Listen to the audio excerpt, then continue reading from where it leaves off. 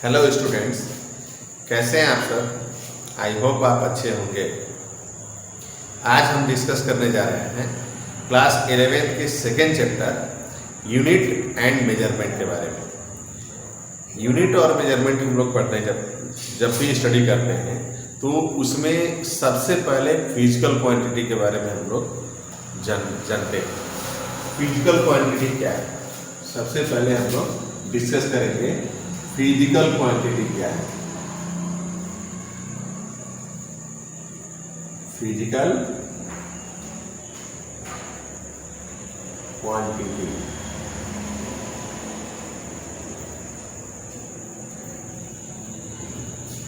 Physical quantity क्या है। तो फिजिकल क्वांटिटी को हम लोग आसानी से डिफाइन करते हैं, समझते हैं। देखिए, जो कुछ भी हम अपने चारों तरफ देखते हैं, जिसको महसूस करते हैं, जो भी अपने सराउंडिंग हम लोग जो भी ऑब्जेक्ट देखते हैं, जिसको महसूस करते हैं और जिसे हम फिजिक्स के बनाए गए नियमों से मेजर कर सकते हैं, यानी वे सभी ऑब्जेक्ट जिसको कि हम फिजिक्स के द्वारा बनाए गए नियम से मेजर कर सकते हैं, सभी फिजिकल क्वांटिटी है।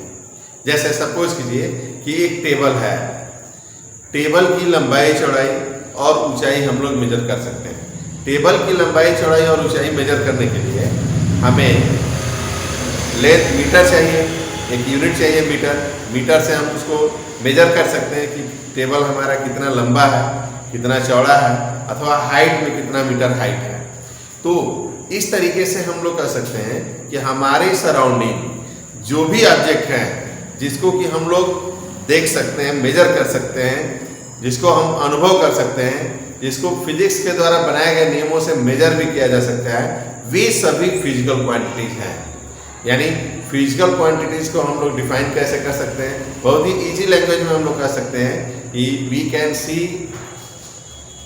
The object around us and feel of their effect and also we can measure of this quantity according to rule of physics called physical quantities. तो इस तरीके से जो भी ऑब्जेक्ट हैं जिसको हम लोग देख सकते हैं, अनुभव कर सकते हैं, अगर उसे फिजिक्स के द्वारा बनाए गए नियमों से मेजर किया जा सकता है तो उसको हम लोग कंसीडर कर सकते हैं एज ए फिजिकल क्वांटिटीज। अब फिजिकल क्वांटिटीज को हम लोग डिफाइन कर सकते, कैसे करेंगे कि we see the all of things, we see the all things around us and feel of their effect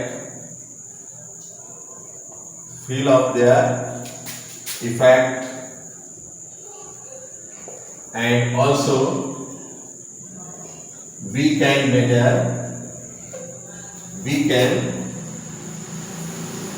measure of these according to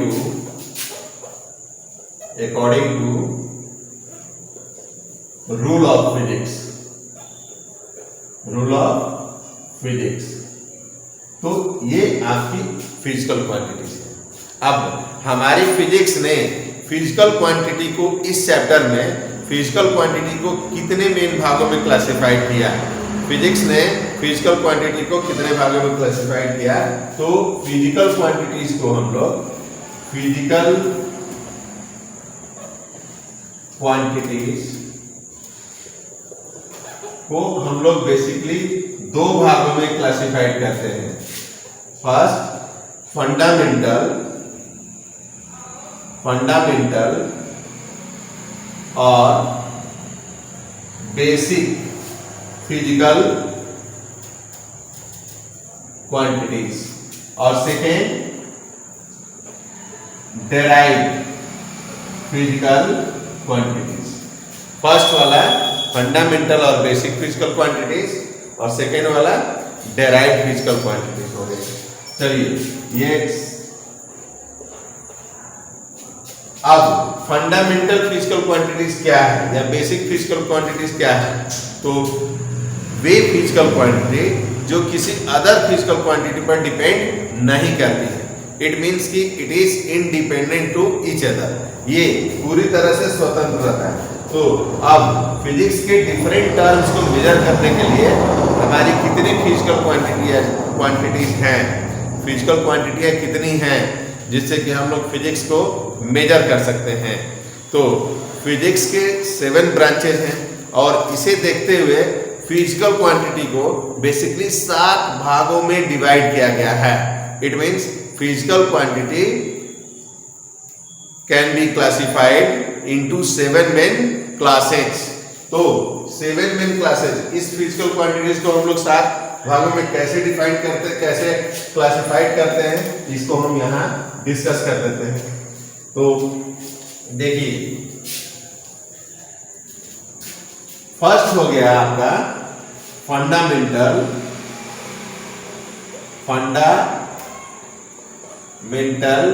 और basic physical quantity, basic physical quantities, fundamental और basic physical quantities. तो ये fundamental और basic physical quantities are those which do not depends upon fundamental, ऐसे define करते हैं, fundamental quantities are those which do not depends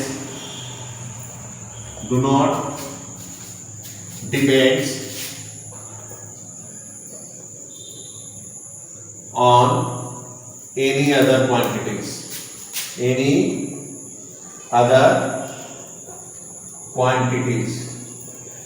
ये किसी other quantities पर डिपेंड नहीं करता है, ये अपने आप में स्वतंत्र होता है। तो ये अब हम इस ऐसी कौन कौन सी फिजिकल क्वांटिटियां हैं जो अपने आप में स्वतंत्र होती हैं, डिपेंड नहीं करती हैं किसी अदर क्वांटिटी पर। तो हम देखते हैं, फर्स्ट आपका हो गया लेंथ, सेकेंड आप इसको क्लास 9 में भी पढ़े होंगे, मास, टाइम, luminous intensities,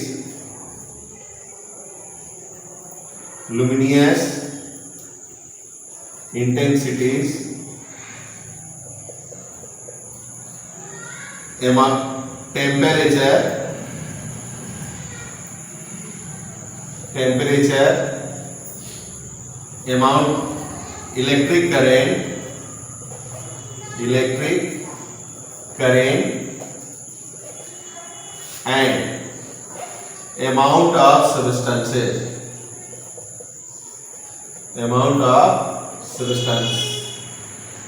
ये आपका ये 7 फंडामेंटल फिजिकल क्वांटिटीज है जो किसी अदर फिजिकल क्वांटिटी पर ये डिपेंड नहीं करता है, ये अपने आप में स्वतंत्र होती है।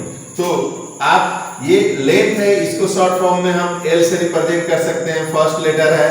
ये मास, इसको शॉर्ट फॉर्म में M लेटर से रिप्रेजेंट कर सकते हैं। और ये टाइम, इसको शॉर्ट फॉर्म में हम लोग T लेटर से रिप्रेजेंट कर सकते हैं। लुमिनियस इंटेंसिटी, ये कैंडला, इसको इसकी यूनिट कैंडला होती है। टेम्परेचर है, टेम्परेचर के लिए हम लोग इसका केल्विन यूज करते हैं।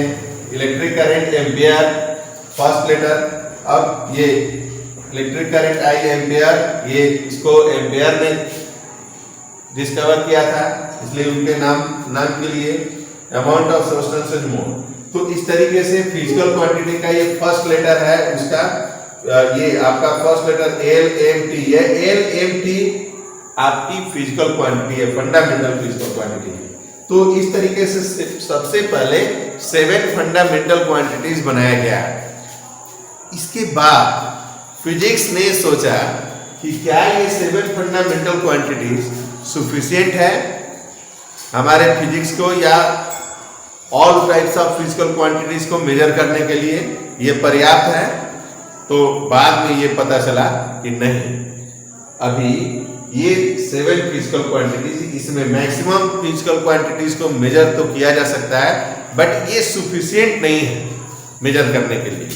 तो फिर डिस्कवर किया गया, फिर कंसिडर किया गया कि अगर हमें एंगल मेजर करना हो तो तब हम क्या करेंगे।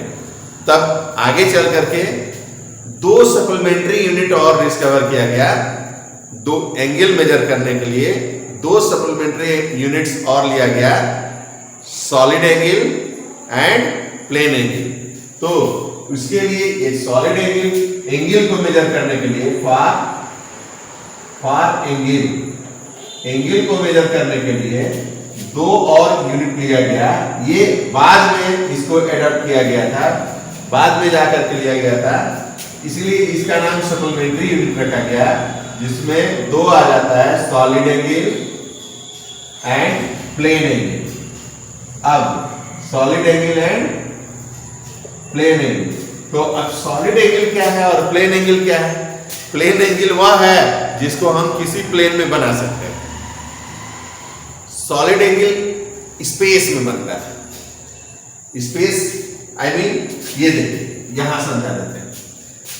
प्लेन एंगल ये प्लेन है, तो यहां हम लोग ऐसे ले लिए, ये आपका बीच का जो एंगल हो गया थीटा, ये प्लेन एंगल है।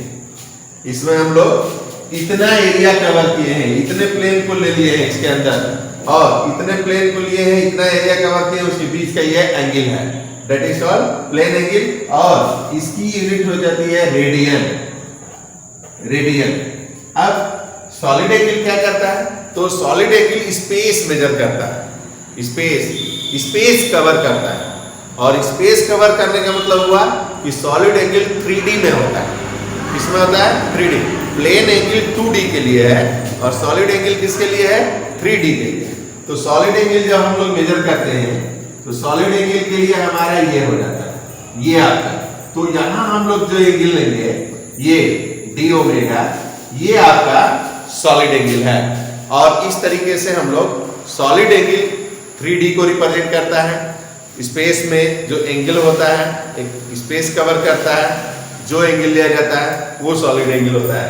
और सॉलिड एंगल के लिए जो हम लोग यूनिट लेते हैं वो स्टेरेडियन होता है। क्या होता है, स्टेरेडियन।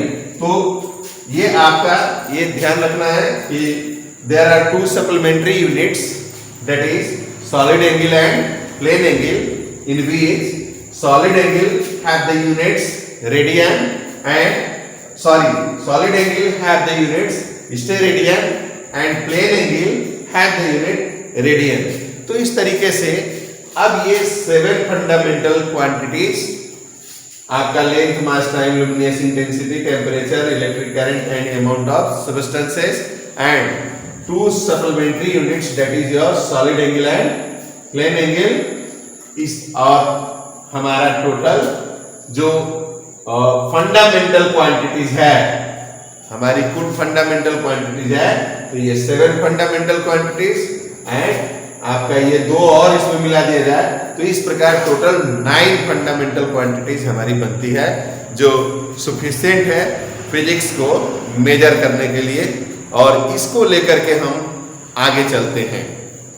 अब बात आती है फंडामेंटल यूनिट हम डिस्कस कर ले रहे हैं यूनिट क्या है। तो यूनिट देखिए, यूनिट क्या है। यूनिट को समझने के लिए सबसे बेहतर तरीका है कि आप जिसको भी स्टैंडर्ड मान लीजिए, फिजिक्स ये कहता है कि आप जिसे अपना स्टैंडर्ड मान करके अगर किसी फिजिकल क्वांटिटी को मेजर करते हैं तो जिसको आप स्टैंडर्ड माने हैं वही आपकी यूनिट है। It means what, unit is a standard by which to be measured of any kinds of physical quantities.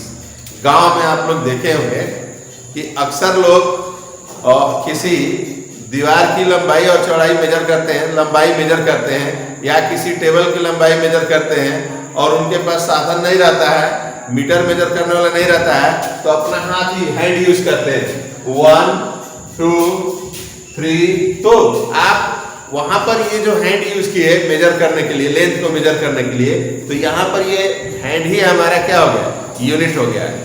अक्सर देखे होंगे सब्जी वगैरह विक्रेता जो होते हैं वो अपना बाट रखते हैं 1 kg 2 kg और उसी में एक पत्थर का टुकड़ा भी रखते हैं।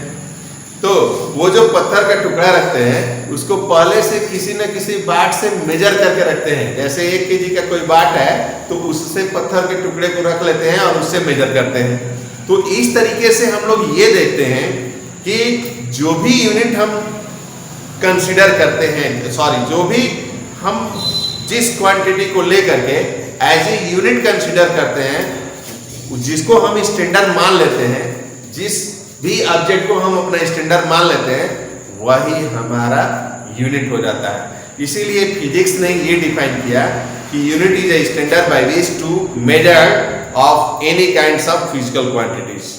अब यूनिट को भी बेसिकली हम लोग दो भागों में डिवाइड करते हैं, fundamental units and derived unit. तो फंडामेंटल यूनिट्स को हम लोग, ये आपका फंडामेंटल, जैसा कि आपने इसमें डिस्कस किया फंडामेंटल और basic physical quantities, same as में फंडामेंटल यूनिट्स और basic units and derived units. अब देखिए, जिस तरीके से फंडामेंटल क्वांटिटीज किसी अदर क्वांटिटी पर डिपेंड नहीं करती है, ये अपने आप में स्वतंत्र होती है। इट मींस कि fundamental quantities are those which do not depends on any other physical quantities. It means कि it is independent to each other. Same way में फंडामेंटल यूनिट भी किसी अदर यूनिट पर डिपेंड नहीं करता है। फंडामेंटल यूनिट्स भी लेते हैं तो वो भी किसी अदर यूनिट पर डिपेंड नहीं करेगा। तो हम अब एक आप लोगों के लिए एक स्पेशल टेबल में बना दे रहे हैं और उस टेबल का हेल्प लेकर के हम लोग आसानी से समझ सकते हैं कि फंडामेंटल यूनिट क्या है, फंडामेंटल क्वांटिटी क्या है, उसका सिंबल क्या है। तो आइए हम डिस्कस करते हैं इस पर। यहां पे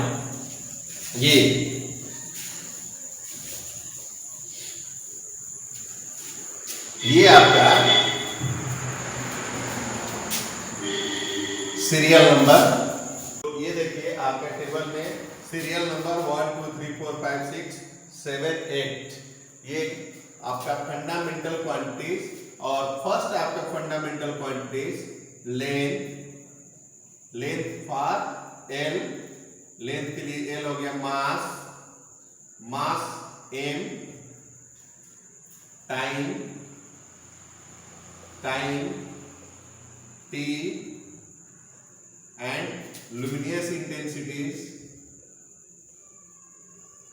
luminous intensities,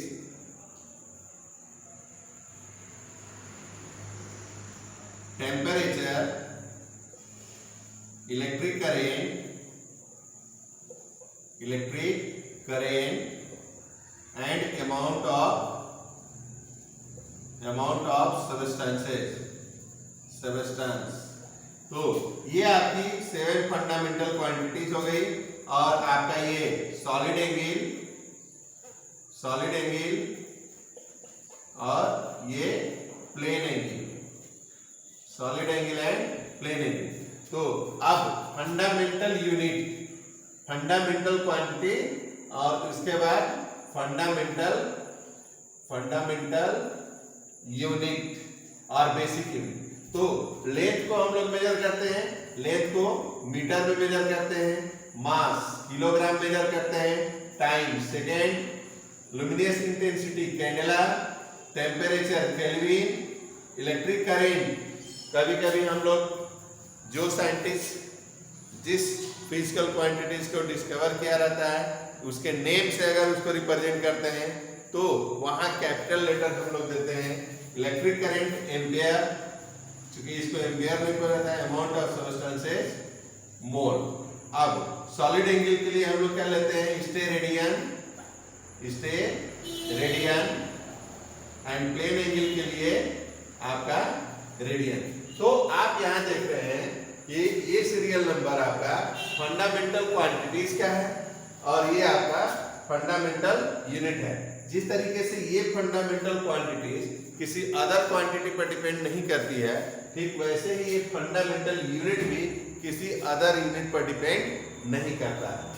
अब एक बात यहाँ और जान लीजिए, ये जो 7 फंडामेंटल क्वांटिटीज है ये आपका और +2 solid angle and plane angle, ये सभी फिजिकल क्वांटिटीज स्केलर क्वांटिटीज है।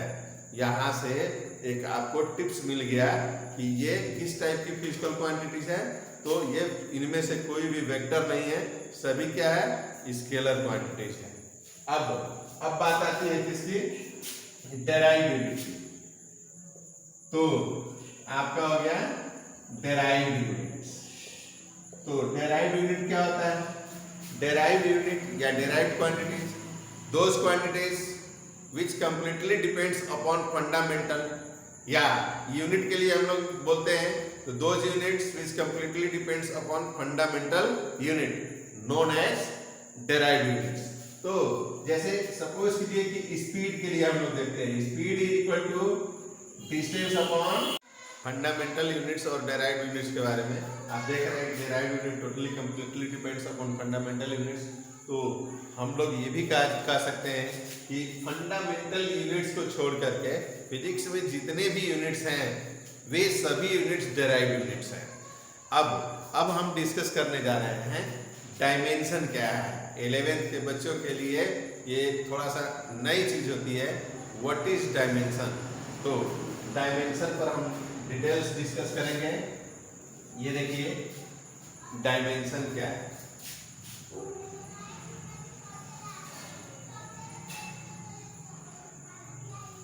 डायमेंशन को हम लोग बीमा कहते हैं, हिंदी में बीमा कहते हैं, ठीक है। डायमेंशन क्या है, किसी भी फिजिकल क्वांटिटी के ऊपर जो पावर होता है उसी को डायमेंशन कहते हैं। बहुत आसान तरीका है। Dimension is the power of any physical quantities. जैसे सपोज कीजिए कि आप x लिखते हैं, तो इस x पे पावर छिपा हुआ है 1, y लिखते हैं पावर 1 है, 1/x लिखते हैं तो इसको हम क्या लिख सकते हैं, x इनवर्स। 1/x² है तो इसको क्या लिख सकते हैं, x इनवर्स 2। तो यहाँ हम देख रहे हैं कि ये सब जो क्वांटिटी है x y जो क्वांटिटी है इसके ऊपर पावर ऑलरेडी छिपा हुआ है। अगर x y z a b c लिखते हैं, l m t लिखते हैं तो उस पर किसी न किसी रूप में पावर है। अब अगर l m t लिख दिए तो उसके ऊपर पावर 1 है, पावर 1 है। m1 m2 लिख दिए, m3 लिख दिए, t2 लिख दिए, तब तो समझ में आ रहा है कि उसके ऊपर ऑलरेडी पावर है, 2 है, 3 है। लेकिन अगर आप l लिख देते हैं, m लिख देते हैं, t लिख देते हैं और आपको ये देखने में लगता है कि उसके ऊपर कोई पावर नहीं है, ऐसा नहीं समझना है, उसके ऊपर पावर है। जैसे सपोज कीजिए लेंथ के लिए l है तो यहाँ पावर है 1, मास के लिए m, ये फिजिकल क्वांटिटी, मास फिजिकल क्वांटिटी पावर 1 है, टाइम फिजिकल क्वांटिटी पावर 1। तो किसी फिजिकल क्वांटिटीज के ऊपर जो पावर होता है उस पावर को ही हम लोग क्या कहते हैं, डायमेंशन कहते हैं। तो हम लोग डायमेंशन को कैसे डिफाइन करेंगे, it is the power of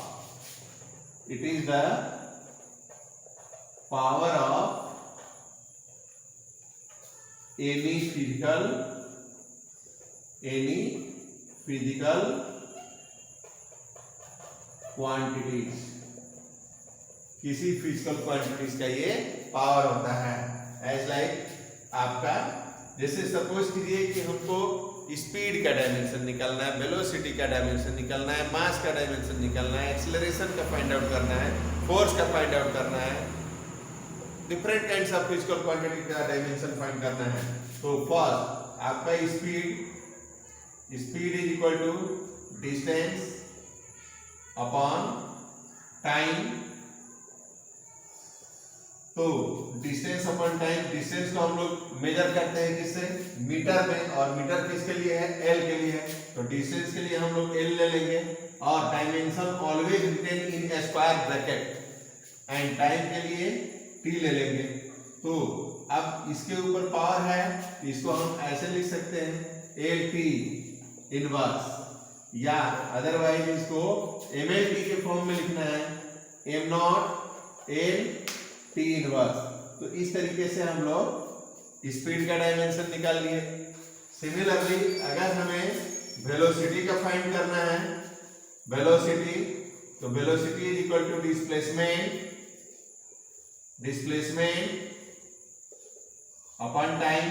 हम लोग जानते हैं फार्मूला, तो डिस्प्लेसमेंट को भी एल से मेजर करेंगे, एल इसके लिए डायमेंशन लेंगे, टाइम टी ले लेंगे, तो इसका आपका एल टी इनवर्स 1, यानी स्पीड एंड वेलोसिटी दोनों का डायमेंशन सेम और दोनों के लिए यूनिट भी सेम होती है। अब हम चलते हैं एक्सेलरेशन का। तो acceleration is equal to, acceleration का फार्मूला क्या होता है भाई? एक्सेलरेशन मींस की change in velocity, change in velocity upon time. तो एक बात ध्यान देना चाहिए, डायमेंशन में जो डायमेंशन वेलोसिटी का होता है वही चेंज इन वेलोसिटी का होता है। तो वेलोसिटी या फिर चेंज इन वेलोसिटी का डायमेंशन ये ले लेंगे, एल टी इनवर्स 1 ऊपर हो गया और नीचे आपका हो गया क्या? Time T. तो इसको सॉल्व कर दिए तो ये हो जाएगा एल टी इनवर्स 2। तो इस तरीके से ये एक्सेलरेशन का डायमेंशन मिल गया। अब सेम वे में हम फोर्स का डायमेंशन निकालना चाहते हैं। किसका? फोर्स के लिए निकालना चाहते हैं। तो फोर्स में चलते हैं, तो फोर्स का dimension, force is equal to mass into acceleration. तो मास इंटू एक्सेलरेशन में मास के लिए हम लोग, मास के लिए फिजिकल क्वांटिटी m लेते हैं, तो मास फॉर m, ये आपका m हो गया, और एक्सेलरेशन के लिए आपका एल टी इनवर्स 2, तो ये आपका इंटू एल टी इनवर्स 2 हो गया। तो आपका टोटल हो गया एम एल टी इनवर्स 2। तो ये आपका किसका हो गया? फोर्स के लिए डायमेंशन हो गया। अब आपको एक ग्रेविटेशनल कांस्टेंट का डायमेंशन निकाल देते हैं। तो ग्रेविटेशनल किसी भी फिजिकल क्वांटिटीज का डायमेंशन फाइंड आउट करने के लिए हमें उसका फार्मूला पता होना चाहिए। विदाउट फार्मूला हम फाइंड आउट नहीं कर सकते हैं। तो ग्रेविटेशनल कांस्टेंट का अगर हमको डायमेंशन निकालना है, ग्रेविटेशनल कांस्टेंट, ये देखिए ग्रेविटेशनल कांस्टेंट, तो ग्रेविटेशनल कांस्टेंट का dimension G is equal to FR square upon M1 M2 formula है।